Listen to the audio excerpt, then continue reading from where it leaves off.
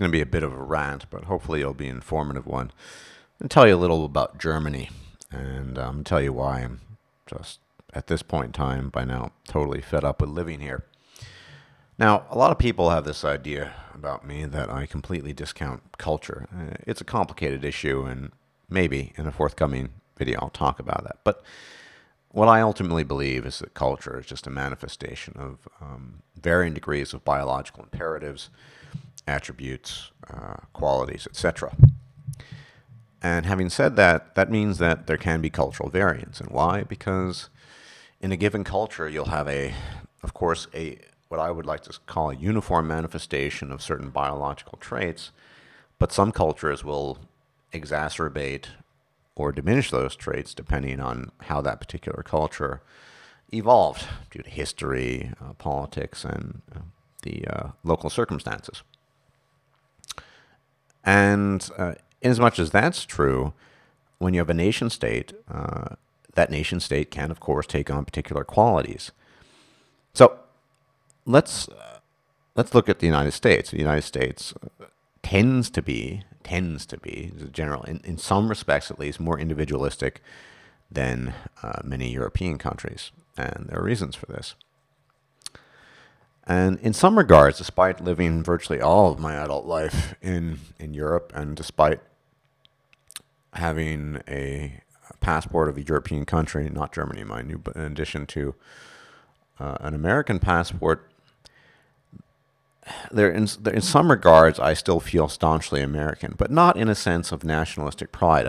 I'm not someone who pounds his chest and walks around the neighborhood saying I'm American and I'm proud of it, and nothing like that. But the basis of this rant is to explain why I think Germany just utterly sucks and why you probably don't want to live here.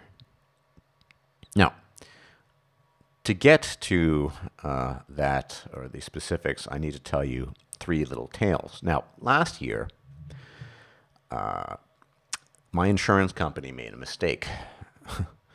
A huge mistake. Well, it turned out to be a huge mistake for me. Every year, the insurance company sends you a form, apparently, that you are supposed to fill in and send back with regards to your income, status, blah, blah, blah. Supposedly, last year, they sent me a form. This form, mind you, I never personally received. At least I didn't see it in the year 2013. And so, what was I supposed to do? Never saw the form. Well, what does the insurance company do in response to not filling in a form?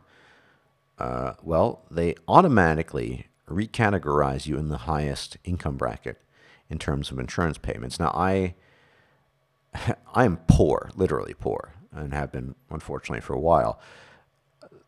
Putting me in the highest income bracket is a bit absurd. It's even more absurd that I honestly never received the form I was supposed to fill in and send back, but the policy is the policy, and they nonetheless put you in the highest income bracket. How did I discover this? Well, I discovered this by looking at my banking statements. All of a sudden, I was paying almost 10 times what I normally would for my legally required insurance. And mind you, they call this voluntary insurance in Germany. It's literally called Freiwillige Versicherung, which translates as voluntary insurance. But it's not, well, you have to. It's absurd. Now, I go to the insurance company. I say, look, clearly there's been a mistake. I never received the form. I wouldn't have willingly neglected filling in a form like this. This is my income here, blah, blah, blah. And they tell me, well, it's too late, blah, blah, blah, blah, blah. So, well, yeah, you can always reimburse me, right? What does the guy tell me? He says, well, unfortunately, our policy is we don't do reimbursement. So they I'm not even saying they made a mistake. Maybe it got lost in the mail. I never received something. So long story short, I end up, for you Americans out there, with losses of over $4,000. That is a shitload of money to me. That's a shitload of money to me. And what's even better, because their bureaucratic procedures take so long, it took them over 3 months to correct the problem. That is to say, every month for 3 months straight, money was being booked off of my account far in excess of what I could afford. And they only corrected it, well, months later, because that's just how their stupid insurance bureaucracy works. And why could they not make an exception? Why could they not reimburse money that I felt was unjustly taken, money that I couldn't really afford to live without, and I ended up having to take some loans from relatives in order to bridge that time? Well, because that's just the way it is. And this is going to be a recurring theme in day-to-day German life, and I'll get into that a bit more. So the insurance company ate up over 4,000 USD, the equivalent, I think it was low 4,300, some between 4,200, $4,500, because I never filled in a form that I never received, hence why they put me in the highest income bracket. This is their policy. If you don't fill in their stupid forms, they put you in the highest income bracket. I never received it, and they can't make it they can't change it. They cannot reimburse you. That's just not the policy. Well, why isn't the policy? Well, they want your money, obviously. Another insurance story. This one's even more fun. Well, so back in 2012, early 2012, I received a tumor operation, which was successful, as far as I can tell, no recurrence. And anyway, the insurance company said, oh, that's all covered. And more recently, of course, I had a hernia operation, and supposedly that was covered too. What happens a couple of months later? I find out that there are a large number of back payments that they had miscalculated back from the operation 2012, in addition to some minor payments for the operation 2014. Long story short, all the money I had been saving up to buy a new gaming laptop is gone now, or has been gone. And I had to pay it to the insurance company, approximately 2,000 USD if you were to do the currency exchange. Because they made a miscalculation, they made a mistake, and all of a sudden, we made a mistake, you owe us this money. They can just, on fiat, on decree, declare this, and I'm legally obligated to pay them. Now, they made a mistake that they over 2 years ago, mind you, right? They supposedly come to their senses, and then I actually asked for documentation for this, and apparently, some of it seemed legit, some of it was fishy, but the point is that they have the side of law on their side. They have the guns, right? This is all, mind you, voluntary insurance, freiwillige Versicherung, right? Now, the thing that blew my top, although I guess I'm getting so jaded that it doesn't really blow my tops, yesterday, and I'm going to be talking a little about German history and the mentality here after this. Yesterday, I received some mail. I opened it up, and it's claimed that I need to pay what's called a Rundfunkbeitrag, which is essentially a radio tax, for a Rundfunkgerät, which is a radio or a radio device. So I'm not really, it doesn't specify in the letter, in the contents, how much I have to pay. It merely says that I have to pay them and I have to send back my address information, blah, blah, blah.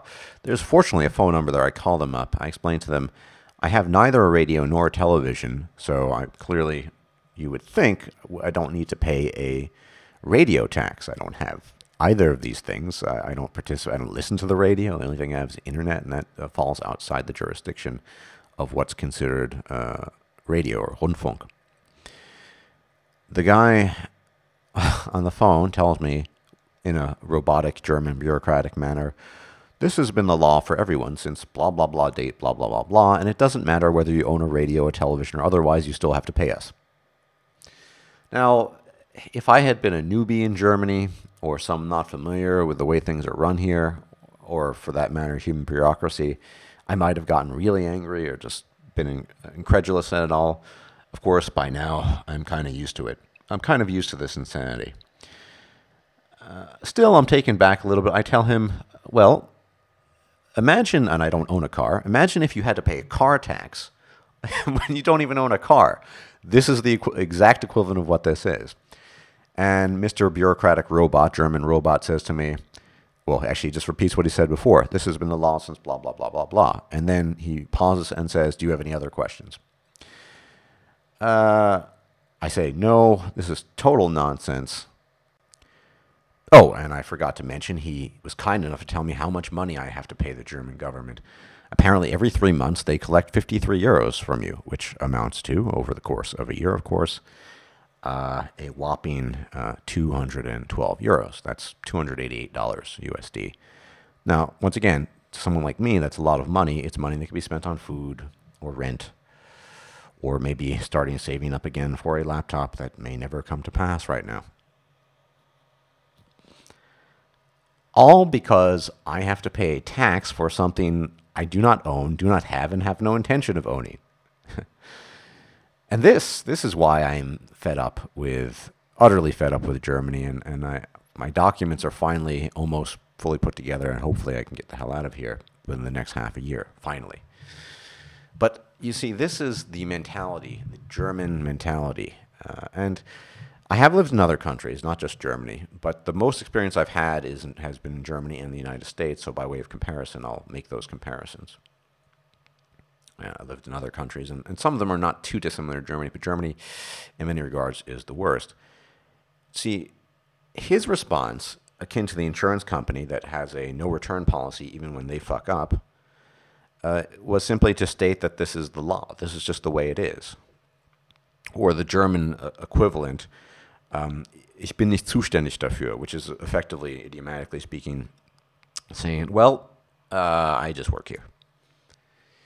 Now, before I go on, I'm intimately familiar with German history, both recent and past, and I know all about the Treaty of Versailles and the history previous to that, and I know about the Holy Roman Empire. I mean, as a nation-state goes, Germany is a young country, not even 200 years old. Even the United States is older than Germany is. Had it not been for Bismarck, among others. But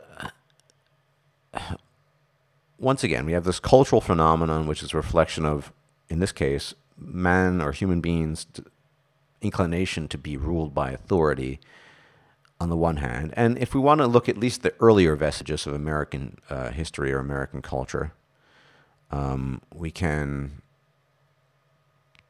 talk about, and I'm speaking mostly about the 18th and 19th century, the sort of more rebellious nature of man. That is to say, that aspect of American culture where resistance to authority, that is, desire for self-preservation, was the most important thing. Whereas you have a completely differentiated development in Germany. I mean, for most of German history, if you want to call it that, that is under the auspices of the Holy Roman Empire, what you had were just a whole bunch of disparate principalities, many of them having very little to do with each other. And that was it for centuries, century upon century. That was the way it was run for a long, long time. And a lot of Germans, you might not, if you're watching this, you might not like what I have to say, but I'll say it nonetheless. Now, this is someone who is not German, but spent a long time off and on in Germany. I'm an American who's very familiar with, more familiar than most Americans with the way things work here. And this commitment to unfailingly heed authority, to believe, to just a particular, I wouldn't say, it's certainly not unique, but it's exacerbated in German culture, to just say this is the way it is, or ich bin nicht zuständig dafür, or that's the law. This is how we ended up with the mess we call World War II. Now, like I said, I'm well familiar with the Treaty of Versailles and the war reparations and all of the stuff that led up to that. I am. But there's a hidden aspect to this. We can look at the historical aspect. Anyone can look that up on the internet. But there's the day-to-day live experience that I've had for off and on in various periods of my life for years in Germany, dealing with you Germans. And it's nothing against individual Germans, but German people as a whole. Now, anecdotally, let me tell you a little story that demonstrates my point. Now, many, many moons ago, in the year 2005, if I recall, I was standing at a stoplight with a then friend. I lost contact with him since, or rather, he made no effort, and then the contact went to shit, as it turns out, often to be the case. At a stoplight at about 3 in the morning, returning from a party, and the stoplight seemed broken, still red, and so we just crossed the street. We wanted to get home. The Germans, however, he's English, by the way. The Germans, however, just stood there waiting for the light to change. Clearly, it was broken. 2 or 3 blocks later, I looked onwards, and they were still waiting there. He turned around, my friend, to me, says, Stardust, although Stardust didn't exist at the time, but let's say I did. He says, Stardust, this is how Hitler came to power and World War II happened. And there's a kernel of truth to that. You see, Germans, in their slavish obedience to authority, they won't even cross. I mean, there were no cars coming, but it was red, so you don't do that. You don't cross. Many German streets have a sign that says "Den Kindern zum Vorbild" in front of the light. So, and that means as an example for the children. Do not cross the street when the light is red, blah, blah, blah, blah. So Germans also have national identification cards, and then technically speaking, to the best of my knowledge, it's actually illegal not to run around with one, although I routinely do it and I don't really care. So far, I haven't had too many problems, but I had a problem once. And in that case, I'd have to carry my passport anyway, since I don't have a national identification card. So this mentality to simply obey authority just because it's authority is something that is natural and endemic to human beings, but of course, in a cultural manifestation, can build up over decades, centuries. So just as we have, at least in the earlier years of the United States, a rebellious spirit, a desire for self-preservation, manifesting itself as a desire for individual rights and individual liberty, in Germany, we have quite the opposite. I think historically, looking at the long history of the Holy Roman Empire as just a whole jumble of messed up principalities, historically, Germany, and particularly in the last 150 years, developed into a country where conformity made the nation state possible. Rather than rebellion, you had conformity being the founding principle, and this stretches on from the time of Bismarck onwards today. Every German bureaucrat you talk to will give you the same answer. They'll say, "That's the law. I just work here. This is how it is." Now, and there's no opportunity for redress. So someone who's poor, they literally stole my money because I never received a form I couldn't even fill in for them. They can't reimburse me, and this is a multi-billion-dollar insurance company, right? And as for this radio, and never mind the so-called miscalculations they made, like I said, some of that seemed fishy, and they come back to me over 2 years later. And as for the radio tax, well, anyone with half a brain sees how absurd that is. I don't have a radio. I don't have a television. Why should I have to pay a fucking radio tax? Well, the answer is simple, right? They got the guns. It's the law. So all the people who think I'm a leftist, you have to know how much I despise massive bureaucracies, how much I hate tax. I'm willing to acknowledge that, at least at this current moment in time, a society without any form of government whatsoever is unlikely, but man, would I like to shrink this bloated Moby Dick of a monster, and I would just love to reduce the taxes to an absolute minimum. But the thing about Germans is they just love taking it up the ass. Now, I hate to say it, Germans. I hate to say it. Also, nehmt das nicht persönlich. But your people's willingness to accept blind authority and to conform to laws and decrees on fiat simply because they're written into some mystical tablet of legal bindedness or boundness. This is what led to your extermination camps, ultimately. The willingness to just go along because that's what the authorities tell you to do. This is what led to the killing of millions of different kinds of people during World War II. This is what led to the horrors that you have to deal with when you go to school and learn about. And this is what led to your horrifying past. And what do? Do you try to change anything about it? No. You increase the bureaucracy, you make it even worse. Some of us don't have the money to pay $288 a fucking year for a radio tax that is beyond absurd. And I'm quite sure Germans, any German who's out there listening to this, that if they did introduce a car tax, all the people who don't have cars, such as myself, yeah, most Germans would just pay it because, well, that's what you're supposed to do, right? I mean, how much more do you need to take it up the ass? You know, I have a German, I wouldn't call him a friend, but I play an online game with him. He's a father of three. He made a joke a couple of weeks ago. He said, and this is all in German, he said, you know, how do you explain to children what taxes are? And he says, well, it's what I told my son, right? So imagine you get an ice cream bar and you buy an ice cream bar and 47% of it's gone. The real rationalization for taxes, ultimately, as long as we need some kind of government structure, is to have a revenue for the government so it can perform necessary services. Is a radio tax for something I do not own a necessary service, or is it simply a process, or rather an implementation put in place to enrich the government further? I mean, $288 a year, add that by, multiply that by millions of people, that's a nice sum. For what? And according to this guy, and apparently I looked it up, it's true, I'm legally obligated to pay this ridiculous radio tax for something I don't own. Like I said, if I I know the way Germany works, I know how it goes.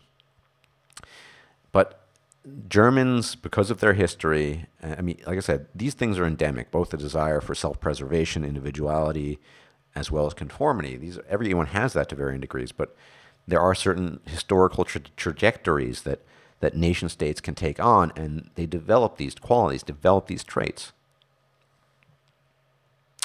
And in Germany, it's just horrific. Now, I'm not saying that something such as the events of World War II is going to happen again, but I actually have German friends who agree with me.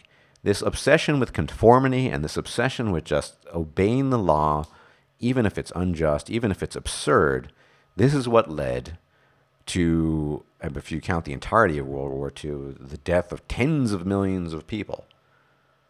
Right? Just because the big daddy figures told you you're supposed to do it. Just because that's the way it is. There's an expression in German called Mitläufer. It's usually used almost entirely within the context of World War II and the National Socialists. A Mitläufer is someone who simply went along with it, basically. It's kind of a more idiomatic translation. Now, I'm going to argue here, as I've been saying, that this going along with it, what I might render in German as Mitläufertum, this is endemic to your culture, Germans. This is one of the many negative qualities of Germany. There are some good ones.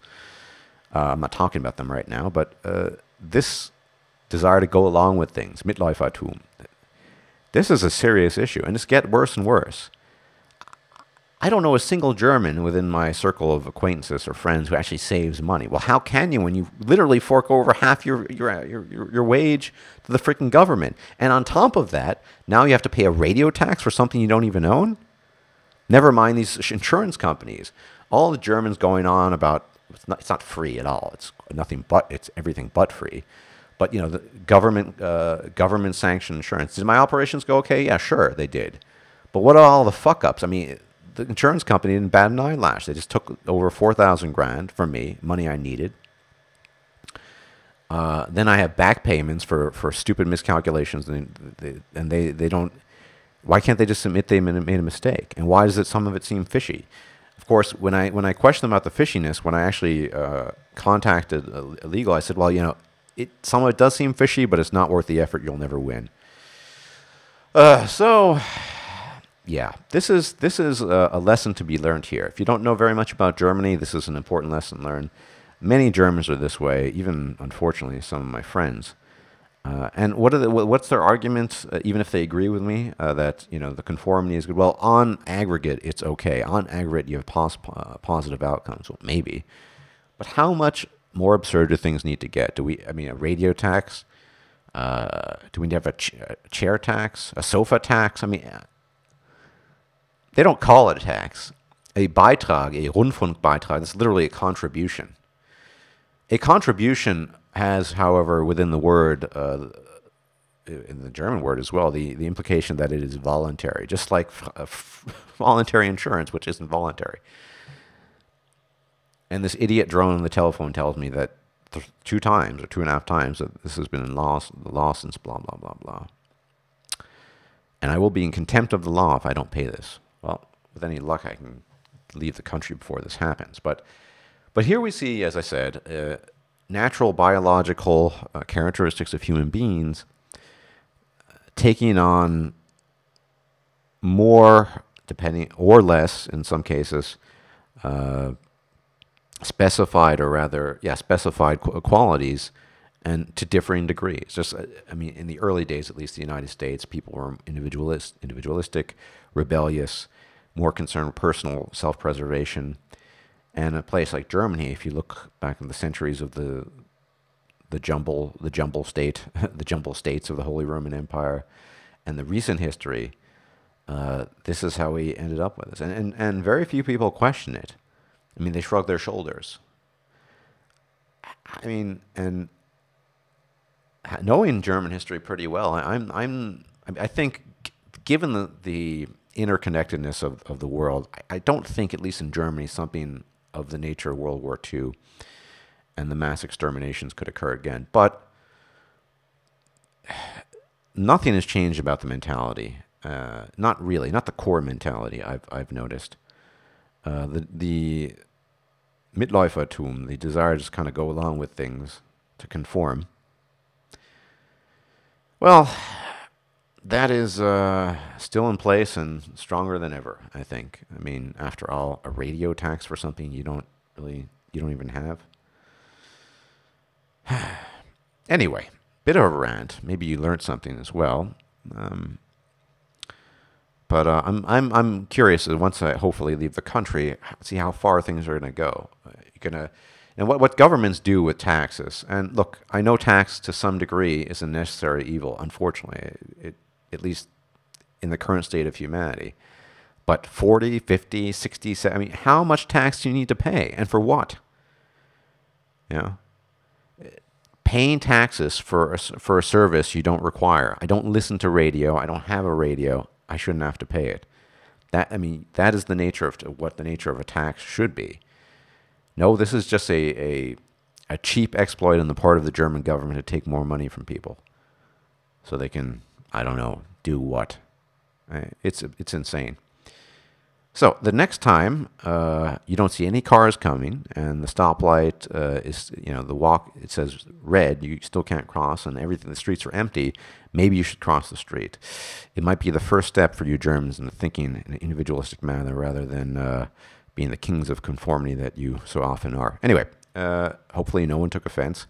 Wie schon gesagt, nehmt das nicht persönlich, aber das ist einfach meine Beobachtung, just my observation. Everyone, take care and have a nice day. Bye-bye.